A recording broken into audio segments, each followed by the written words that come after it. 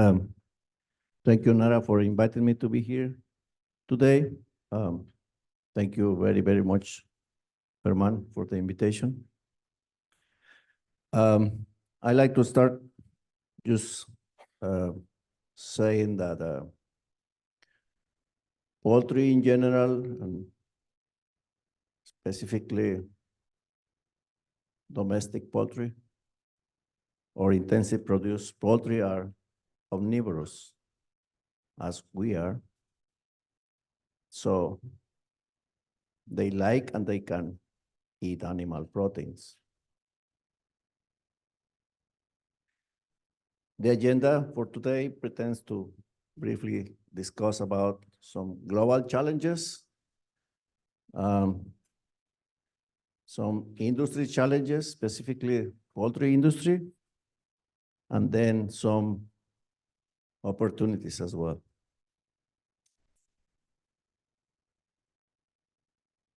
We all know that climate change and global warming are real and are already here. Human population is now between 7.5 to 8 billion. I will say that is closer and probably a little bit more than 8 billion. By 2050, are going to be between 9 and 10 billion. I think that is going to be closer to 10 billion. And if we don't do something about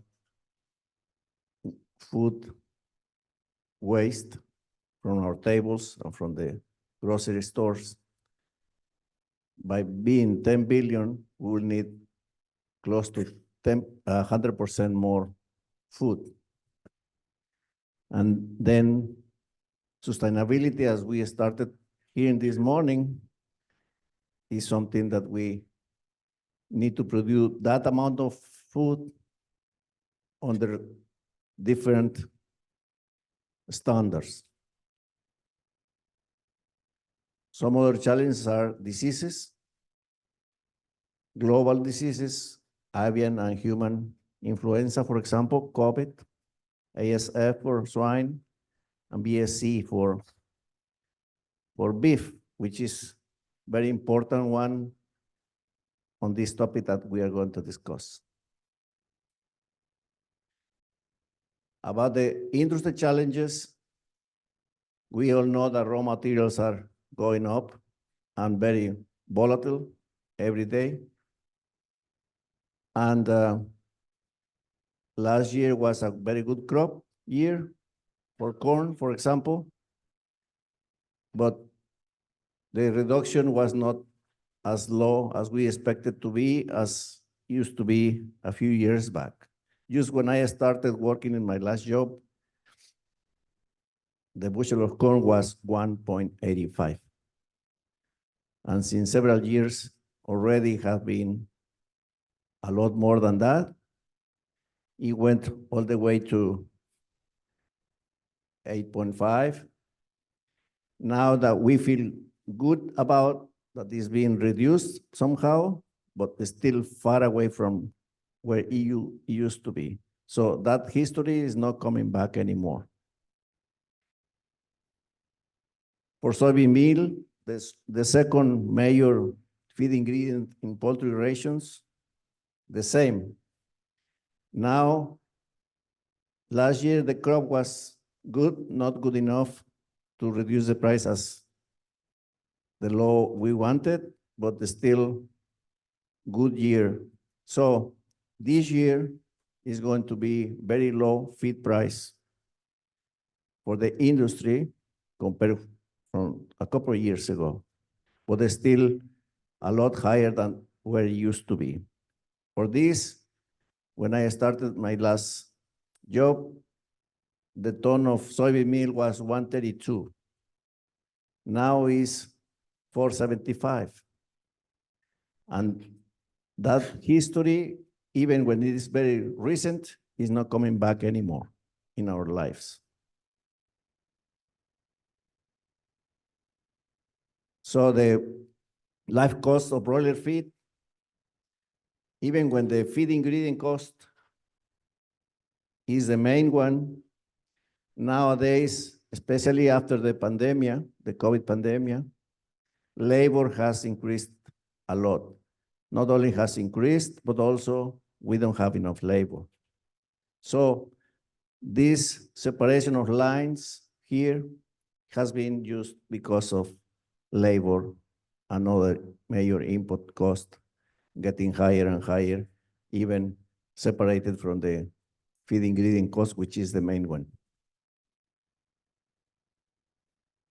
Here we can see how all major input cost from 2000 to 2023 have increased, all of them linearly, and being the feed, the major cost for the feed of broilers, and the total of them going more than double in this period of time, which is relatively short period of time. So the percentage of total life cost is the reflection of that. So all these major inputs in this period grow linearly every year. And for example, the feed cost increased 10 percentage points using this period. Is a lot. And the thing is that we don't know where we're going from here. Another challenge for the industry is the production restrictions. For example, here we have the non-antibiotics ever production amounts from 2013 to 2022. It has increased tremendously, almost to 60%. But the problem here is that the industry is marketing this type of product only on their added value product is marketing below 10%. So the industry cannot continue producing this type of production, very expensive, marketing only very small amount of that on a value that will pay for it. So it's already stopped growing here and is going to decrease.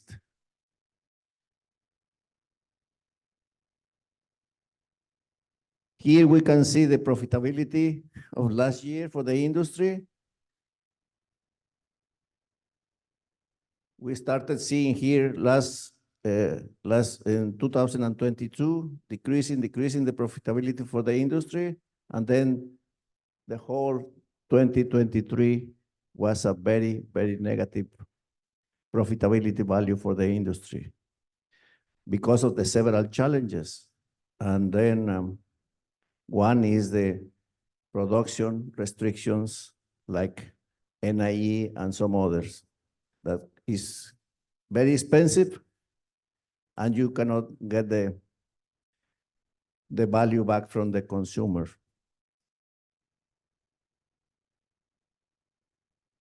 So in 2015, the largest broiler producer announced that it was going to remove all antibiotics from their production lines. Not only in April of 2015 was for the broilers, and then the summer of the same year announced to remove all the antibiotics from cattle, pigs, and turkeys. So, because of what we saw here,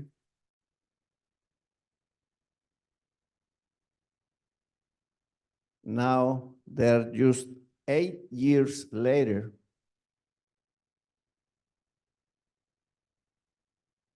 in September of 2023, last September, they are announcing that they are moving away from NIE production systems. And now they are arguing that it's because of it's best for the chickens and best for consumers. That is not true. But that's what they publicly said about it. It is because of the cost and the profitability. They need to make money to survive. So, but they're saying is the best way to do it now because it's best for the chickens and best for the consumers. It's very interesting. It's because of the cost.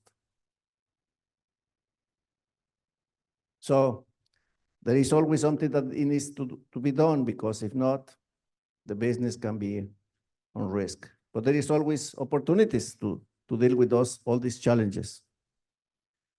So, you know, the feed, commercial feeds or total animal feed production in the world has been growing linearly in the last several years. I used to from 2018 to 2023. And you know that we had the pandemic there in between. So the production feed in the world continued to grow linearly, constantly. So that is an opportunity for animal proteins, because that is a place where they need to be included. So that's very interesting. Here, this number is being reviewed, so I just put it. It's linearly growing, and there is a lot of room there for animal proteins to be included. Or used to explain here is all this number of companies here are companies that produce 1 million metric tons of feed per year.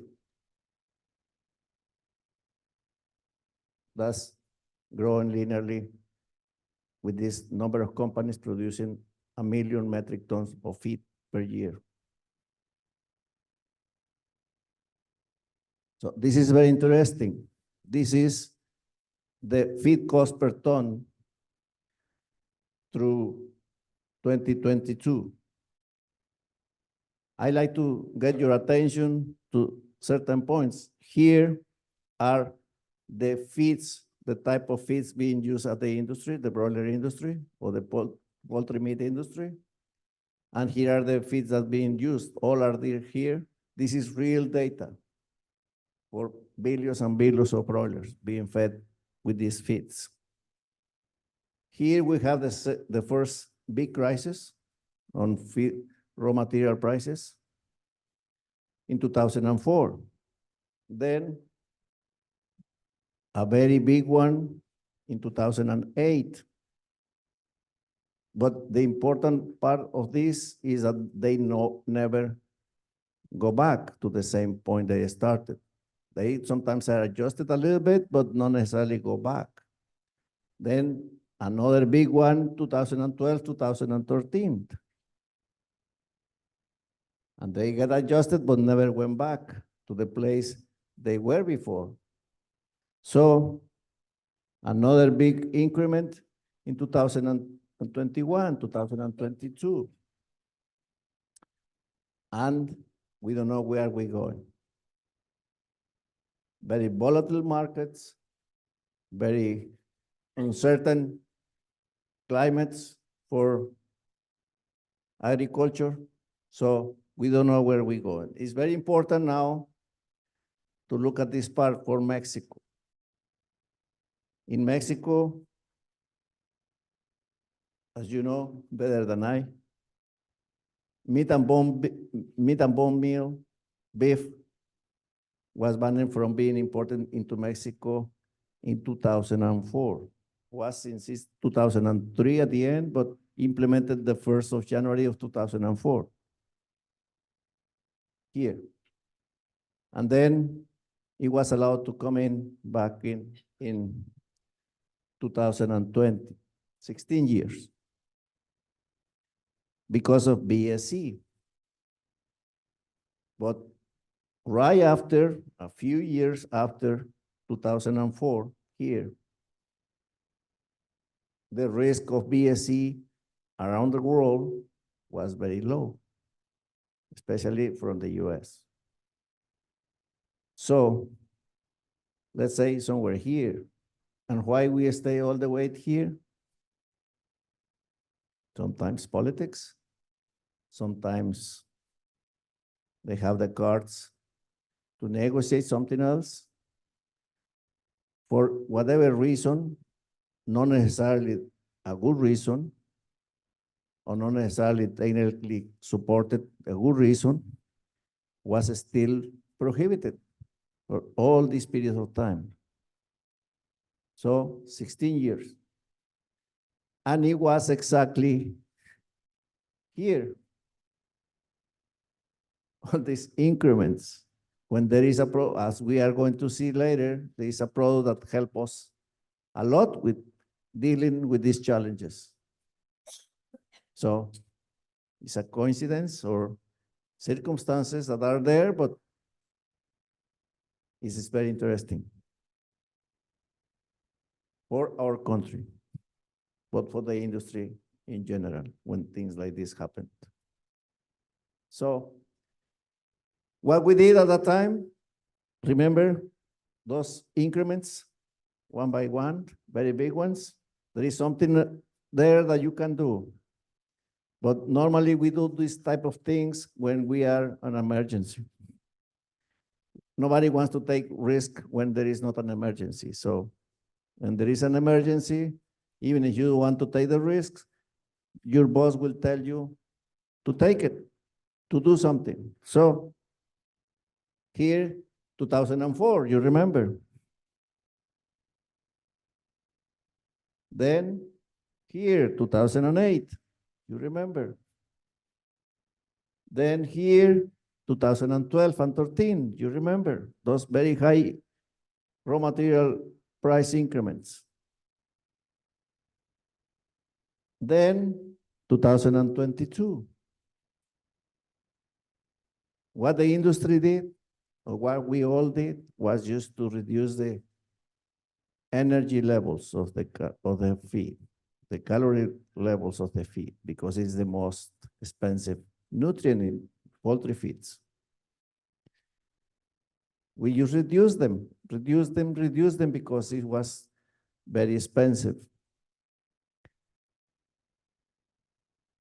We were forced to do it because of the circumstances. We were forced to do it because of was a huge emergency, and we were forced to do it because it was an order from somebody.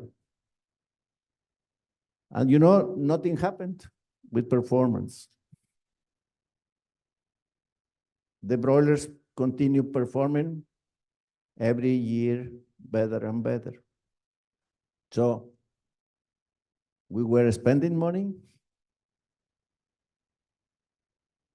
that was not need to be spent, or what happened?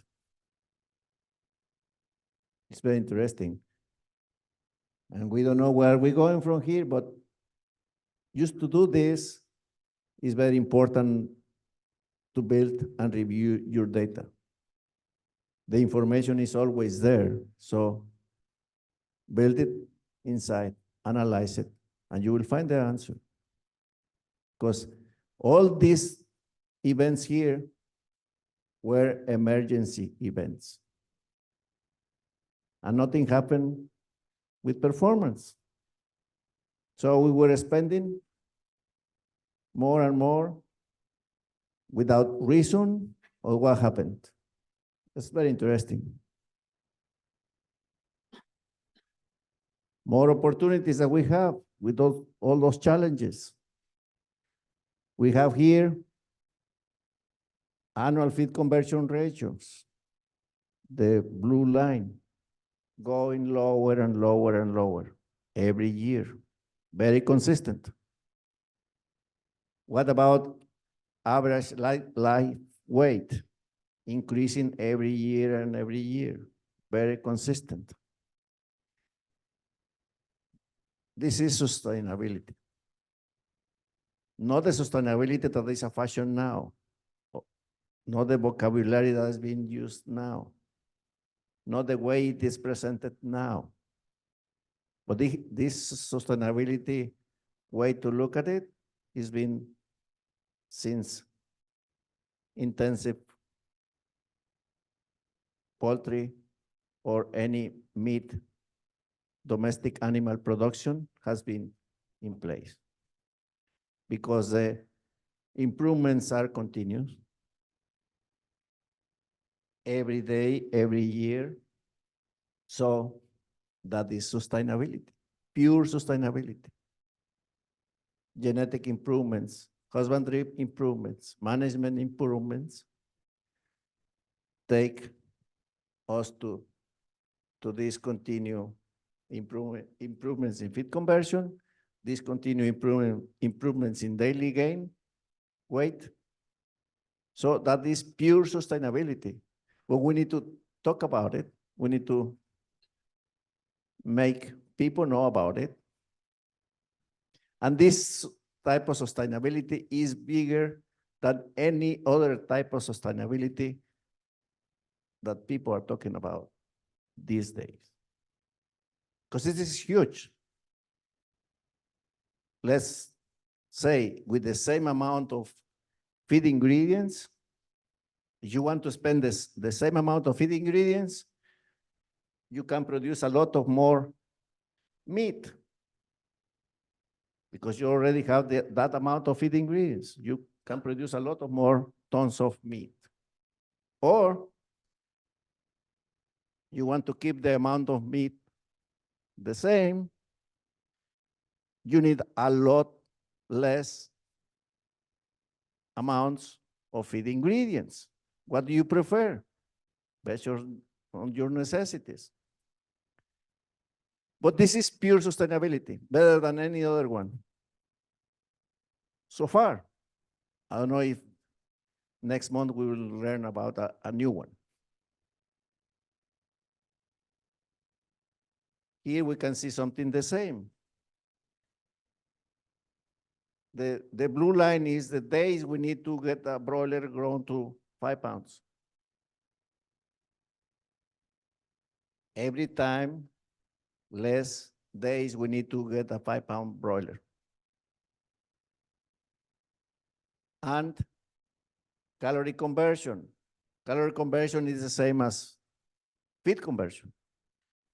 Every time we need less time and less calories to get a 5-pound broiler ready to go to the market. So this is sustainability. Big sustainability, not the one that they are talking about now, which is important. I'm not saying that it's not important, but this is big. But the thing is that we are not talking about it. We should go outside and talk to people about it. Change the perception that intensive animal or meat production is something bad with it. It's not. By the contrary, it's very good and very sustainable. With this, we have this type of broiler houses, a lot better than where I live. Better environmental control than where I live, and cleaner than where I live.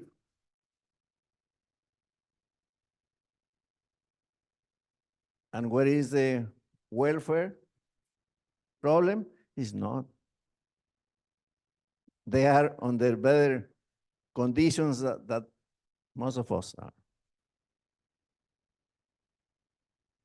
So, vocabulary and discussions without based information sometimes is important to pay attention. And the ones that we are here that somehow are involved on this, we should be aware of this. The comfort for a broiler here is better than the comfort that we have right now here, especially mine. I'm here not very comfortable. So Where is welfare about it? We should know and we should be aware of all these things in order to get in discussions with groups that think that something is wrong with what we do in the meat production industry.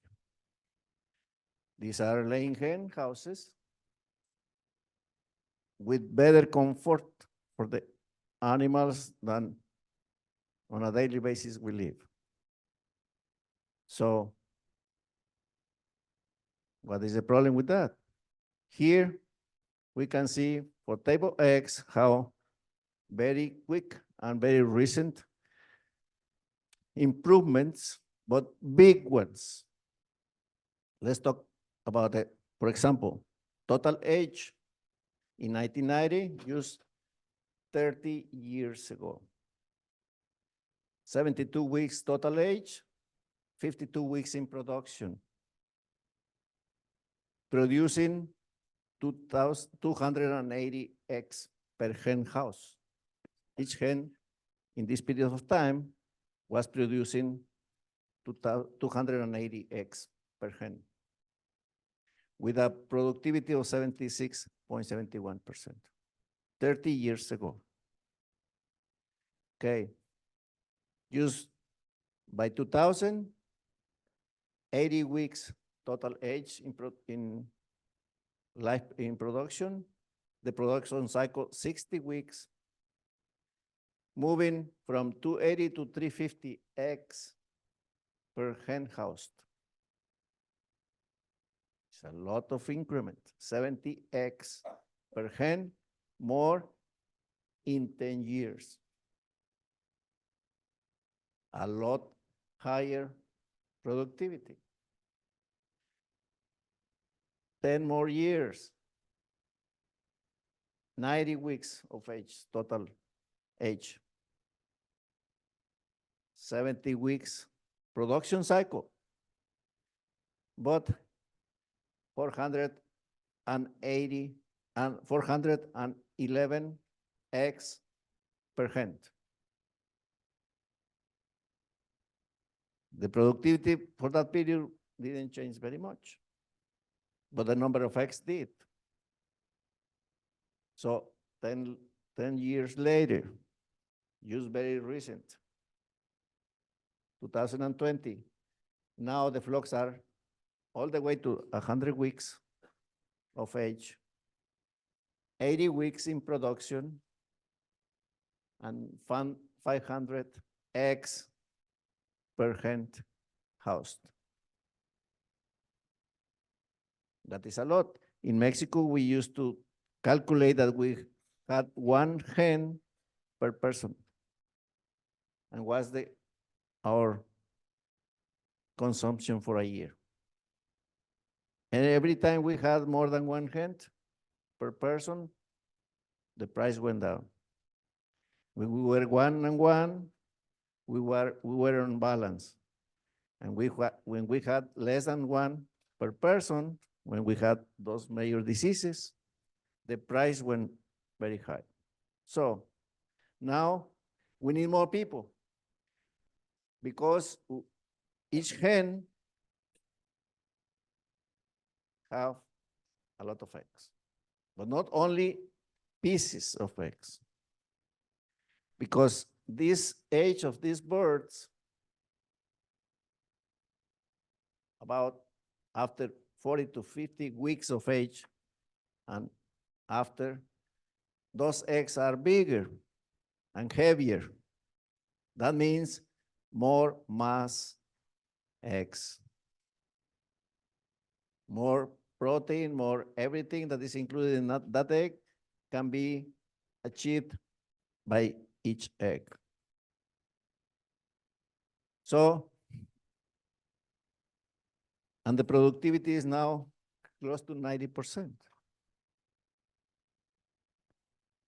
So this is sustainability. Real and big one. And we are the responsible ones to go out and tell it. loudly as possible. Because those groups of people are normally a smaller number than we are, but a lot louder.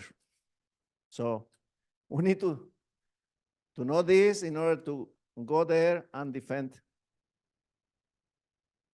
protect our industry. So, but in order to do that, for the broilers and for the laying hens, we need to do something different and to do something to achieve that potential. So the skeleton is a very important part, and we need to grow a bigger and a stronger skeleton for the broilers and for the laying hens. All the skeleton is important. Some particular bones are critical, their conformation and the better we grow them. These ones are very important for laying hens.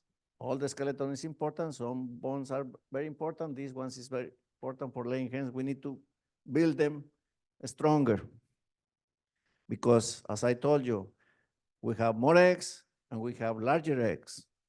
So we need to build them better. And in our hands are some of the better tools to do this, which are animal proteins. Animal proteins are the best feed ingredients in the world to achieve these goals. So it is very interesting because digestibility of calcium is a lot better from bone meal than from inorganic calcium sources, let's say limestone. So we have the possibility to use those animal proteins, have the best sources of calcium and phosphorus, and build our skeletons, build our eggshells. The same for phosphorus. Digestibility of phosphorus from bone meals is a lot better than from inorganic sources, let's say phosphate. Regardless if you have some enzymes that are being used now, like phytase, without and with. Okay. Now let's move to animal proteins. But as we saw, we are in very good shape to take these opportunities because we are having more and more big challenges. I like to start with the definition because out there, a lot of people will call them anything you almost can imagine, but byproducts or waste or something, because new generations don't like that vocabulary because they imagine something wrong, but it's nothing about it. Alternative raw material is not. It's just a raw material, not alternative. It's one more, not an alternative to anything. Traditional feed ingredient can be traditional, but traditional doesn't mean old or anything wrong, but it's not necessarily the most appropriate either.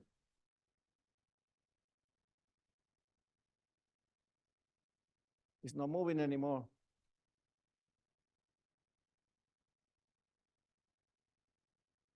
Something went wrong with it? Please?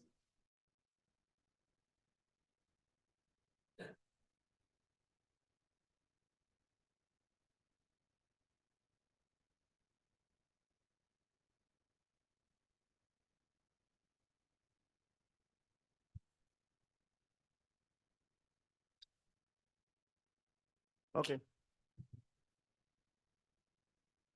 Thank you. Byproduct is absolutely wrong. It's not a byproduct. Could be still wrong, but could be byproduct for where it is coming from. The processing plant, beef processing plant, pork processing plant, broiler processing plant. For them, it's not probably the best product or the first quality product that they are trying to produce, to market it for human consumption. But then that supposedly byproduct moves from the processing plant to the rendering plant. Once it arrives to the rendering plant, is properly processed. Nowadays, very good technology and quality. And when that product leaves the rendering plant, is a feed ingredient. And very good quality feed ingredient. Is not byproduct. It's totally wrong. And you nowadays find that information in scientific, serious, very serious, not very serious, all type of sources of information. Byproduct is not a byproduct. It's a feed ingredient. It's not a co-product. Even worse, it's not a raw waste material. But the information is there. And some people will see it and they don't like that the meat that the broiler meat that they eat was produced or those birds were fed with a waste raw material. They just don't like it. So it's our responsibility to clarify all that information. It's not moving again, please.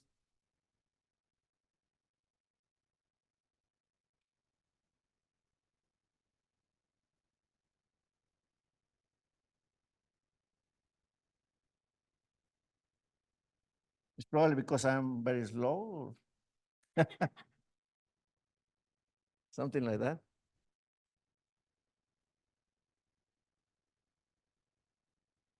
Okay, thank you. So it's not waste material. They're just feed ingredients. They're very good quality feed ingredients, as corn, as soybean meal, as any more sophisticated feed ingredient. They are feed ingredients. So those feed ingredients, they can be local, they can be regional, or they can be of global availability. In order to be global, it's not moving again. Sir, it's not moving again. I'm sorry about it. It's something. Yeah, we have something with the Zoom going on. Okay. So Okay. it should be, So in order to be global, need to be enough volumes. To be global means volumes. And in order to be global, need to be of very important economic value. Because the volume and the economic value are two things that we need to be able to move them around the world. So when you have the volume and the economic value, you can move them somewhere, wherever, from here to Asia and all the places around the world. Need enough volume and good economic value to pay for it. And we have them in those animal proteins that we are talking about today. This is to prove that these are exports of rendered animal protein meals If we have this, it's because we have the volumes and we have the economic value to do that. And I'm sure that it's going to continue to grow. This is just to show how it's distributed in Mexico. I really think and hope that we are going to move to more than 20, hopefully 25%, and become kind of greenish. Become greenish instead of being here. Because we need them in Mexico.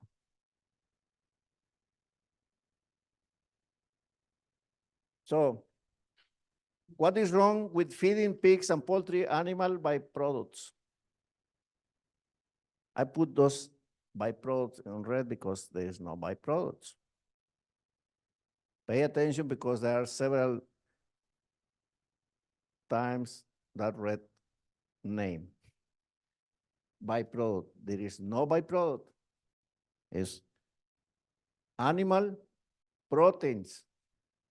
No byproduct. Because the name is not appropriate and people don't like to hear about it. So it all depends who you ask. If something is wrong or not. If you ask the animal, I started saying that animals are omnivorous, like we are. So if you ask the animal, there's no problem because they like it. No problem with that. But as it says here, this is recent publication, and I took it in the way it was, copy paste. Just to make sure about it. So, as far as I know, omnivorous animals such as poultry and pigs have no objection consuming animal byproducts. There is no byproduct. No objection of consuming animal proteins. Okay? If you ask the producer, for the pig and poultry producer, animal byproducts again, there's no byproduct. Animal proteins can be an inexpensive source of nutrients that lower formulation cost. Very important. Very good tools for these big challenges that we have. Okay? So they have a clear incentive in using such ingredients. If we ask the renderer, of course, they are not against it. It is true renderers have a stake in promoting the use of animal byproducts. They are not promoting our animal byproducts. You are here, some probably are you renderers? Are you promoting animal byproducts? You are not. You are promoting animal proteins, feed ingredients. And then, if you ask the consumer, it depends how do you ask it and what type of information you use, but this concerns us who consume animal-derived foods, depending how do you tell them. It is true, nobody wants to pay more than they have for their food. Very strong. If you tell them the right story, and if nobody wants to spend more money, so we are in place, we are in line with everything. So, but at the same time, we want to make sure this food is safe. Absolutely safe, but sometimes people won't think that it's safe enough because the information we provide, or the way we write things, or the way we say things, or the vocabulary that we use. So, that's safe.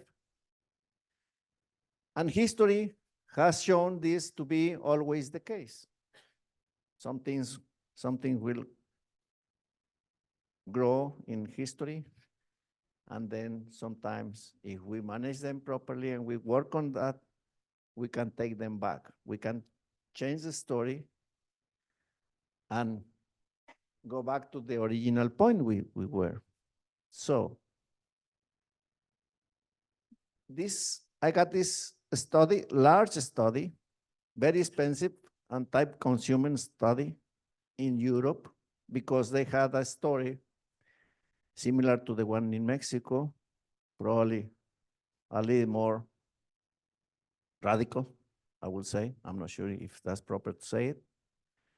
But they spent a lot of time and money. And then they wanted to see if processed animal proteins, is what they call this, were safe and good to be reutilized on feeding animals.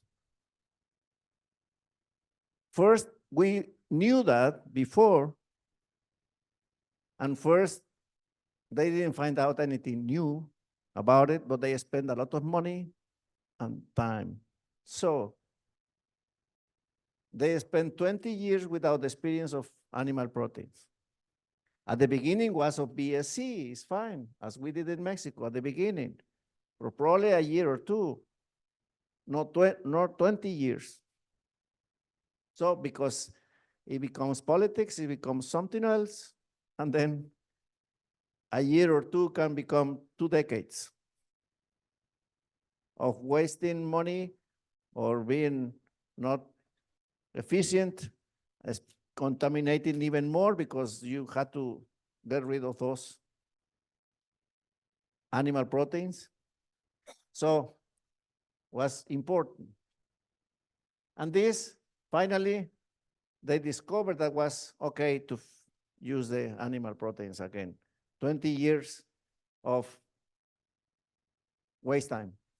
And they found out that pig protein animals can be fed to poultry, and poultry animal proteins can be fed to pigs. So nothing good with that. In Mexico, as we said, we were banned to use the animal proteins because of something more than BSE, which is something wrong. In the US, it has been decreased, the number of complexes using the products because of antibiotic-free and NAE, which is something very important to clarify, that antibiotic-free and NAE production systems are not required to be vegetable diets, but they have been marketing that as together, which is wrong. And the percentage of animal proteins in the rations is being decreased a little bit. I think that they are coming back, and the inclusion rates increased. So the new literature, like this one in last month, they're talking about sustainability, and they're talking about alternative proteins, insects, single-cell proteins, algal proteins, locally produced plant-based proteins, and pulse crops, which are these ones. But this is the new sustainability vocabulary, the new sustainability stories. The real ones are not being told. So very good sources of crude protein and amino acids, the animal proteins. Very good sources of calories, excellent sources of calcium and phosphorus. Replace limestone in the diets, which is coming a big issue in the next years. The more you reduce the inorganic calcium sources in the diets, the performance is better. So sustainability and circulatory economy has been said about it. Biosecurity issues, very important. Regulatory and marketing issues. As I said, antibiotic-free is not vegetarian feed, but it's being marketed that way. It's a mistake. And then we should work very close with your suppliers. By doing that, build your specs and work together with your supplier, agree on them, and work together. So the economic value. we have the main nutrients provided by animal proteins, protein, minerals, carbohydrates, and fat. So what is the value? How is being calculated? You go to the soybean meal or you go to the animal proteins? How do you get to the value or to the right price?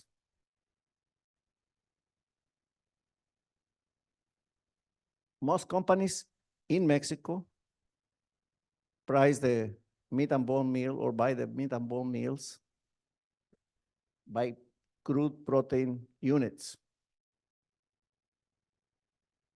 In that way, you compare them with soybean meal. If you buy them by crude protein units, this approach is normally in favor of meat and bone meals, always, because you are getting by free very, very important and good quality minerals and very important and good quality calories. So it's always in favor of animal proteins, that approach, which is used by several companies that I know. So inclusion levels, 3 to 8%, depending on the sources and some enzymes on them. Broiler and layers, we can save from $2 to $3 per unit of, or for 1% inclusion level. Is very, very important. So if we think on an average inclusion level of 5% and save no more than the average of these two, and use 5%, we'll save $12.5 per metric ton. It's a lot. There are companies that will produce 4 million of metric tons of feed a year or more. If we just think that we are using just 5% and 2.5 million metric tons of feed, will be, in those 16 years that we didn't have the product, $400 to $500 million for not having the beef, meat, and bone meal in the country for 16 years. $400 to $500 million. Use 2.5 million metric tons of feed, not 4 million and more, that there are some companies that will produce that. Being very conservative, that is the amount of money that we lose for some political decisions. So remember these points here? And we don't know where we're going. Remember this? Okay. That is tremendous problem, and we cannot lose these opportunities here by political reasons or for something that is not very technical supported,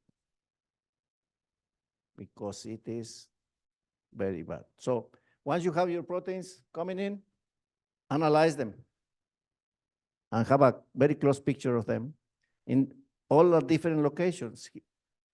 This here is one location.